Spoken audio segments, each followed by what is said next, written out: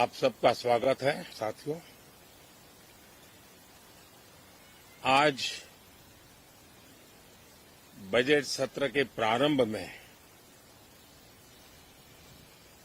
मैं समृद्धि की देवी मां लक्ष्मी को प्रणाम करता हूं।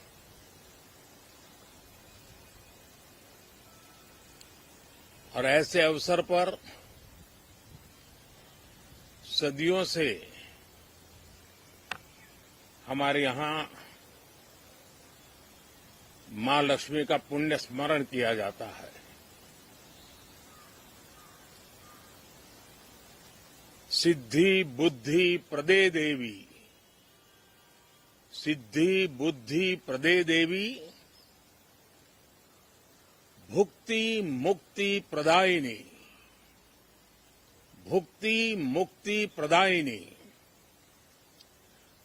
मंत्र मूर्ते सदा देवी, मंत्र मूर्ते सदा देवी, महालक्ष्मी नमोस्तुते, महालक्ष्मी नमोस्तुते। मां लक्ष्मी हमें सिद्धि और विवेक देती है, समृद्धि और कल्याण भी देती है। मैं मां लक्ष्मी से प्रार्थना करता हूं कि देश के हर गरीब एवं मध्यम वर्ग समुदाय पर मां लक्ष्मी की विशेष कृपा रहे। साथियों, हमारे गणतंत्र के 75 वर्ष पूरे हुए हैं।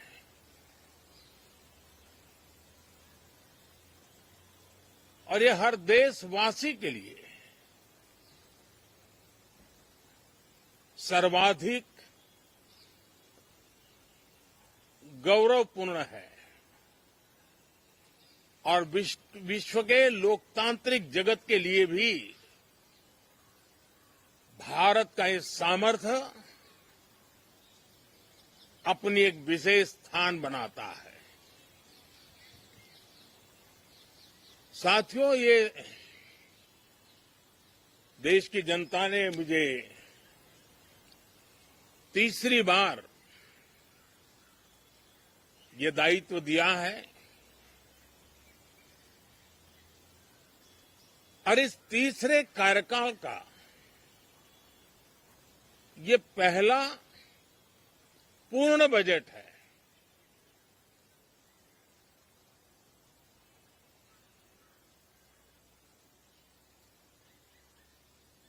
और मैं विश्वास से कह सकता हूं कि 2047 जब आजादी के 100 साल होंगे, विकसित भारत का जो संकल्प देश ने लिया है, ये बजट सत्र, ये बजट एक नया विश्वास पैदा करेगा, नई ऊर्जा देगा कि देश जब आजादी के 100 साल मनाएगा तब विकसित होकर रहेगा। 140 करोड़ देशवासी अपने सामूहिक प्रयास से इस संकल्प को परिपूर्ण करेंगे। तीसरे टर्म में हम मिशन मोड में देश को सर्वांगीण विकास की दिशा में, चाहे वो भौगोलिक रूप से हो, सामाजिक रूप से हो या आर्थिक भिन्न भिन्न स्तर के संदर्भ में हो, हम सर्वांगीण विकास के संकल्प को लेकर के मिशन मोड में आगे बढ़ते जा रहे हैं। इनोवेशन, इंक्लूजन और इन्वेस्टमेंट, ये लगातार हमारे आर्थिक गतिविधि के रोड मैप का आधार रहा है। इस सत्र में हमेशा की तरह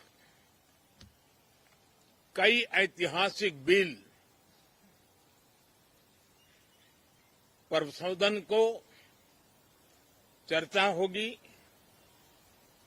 और व्यापक मंथन के साथ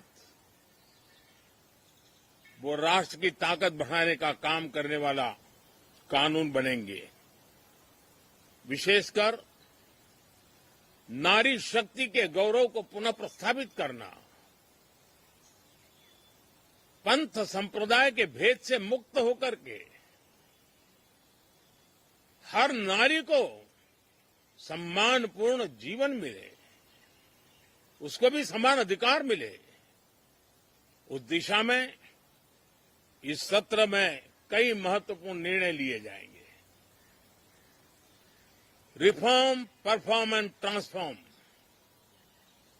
जब विकास की तेज गति को प्राप्त करना होता है तो सबसे ज्यादा बल रिफॉर्म पर रहता है। राज्य और केंद्र सरकार ने मिलकर के परफॉर्म करना होता है और जन भागीदारी से हम ट्रांसफॉर्मेशन देख सकते हैं। हमारा युवा देश है, युवा शक्ति है और आज जो 20-25 साल की आयु के नौजवान है, जब वो 45-50 साल के होंगे तब वो विकसित भारत का सबसे बड़े बेनिफिशियरी होने वाले हैं। उम्र के उस पड़ाव पे होंगे, नीति निर्धारण की व्यवस्थाओं में उस जगह पे बैठे होंगे कि वे गर्व के साथ आजादी के बाद जो शताब्दी शुरू होगी, एक विकसित भारत के साथ आगे बढ़ेंगे। और इसलिए ये विकसित भारत के संकल्प की पूर्ति का प्रयास, ये अथाग मेहनत, आज जो हमारे टीनेजर्स हैं, हमारी युवा पीढ़ी है, उनके लिए ये एक बहुत बड़ा तोहफा बनने वाली है। जो लोग 1930 में, 42 में आजादी के जंग में जुट गए थे, पूरी देश की युवा पीढ़ी खप गई थी आजादी के जंग में,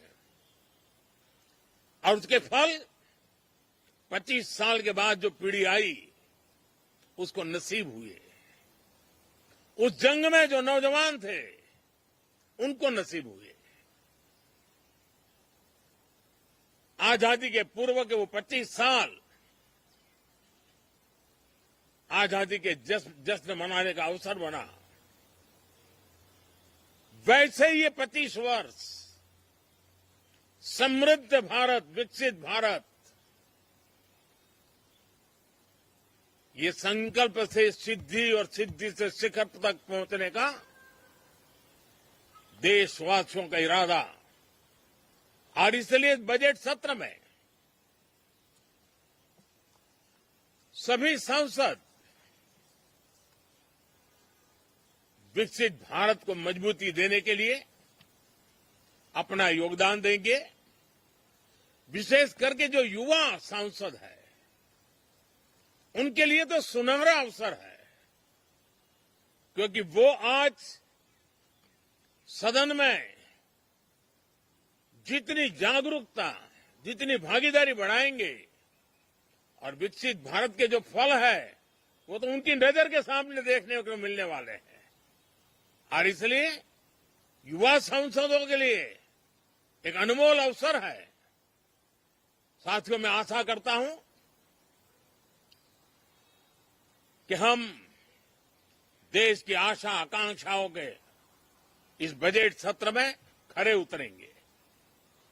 साथियों, आज एक बात आपने जरूर नोट की होगी, मीडिया के लोगों ने तो जरूर करनी चाहिए। शायद 2014 से लेकर अब तक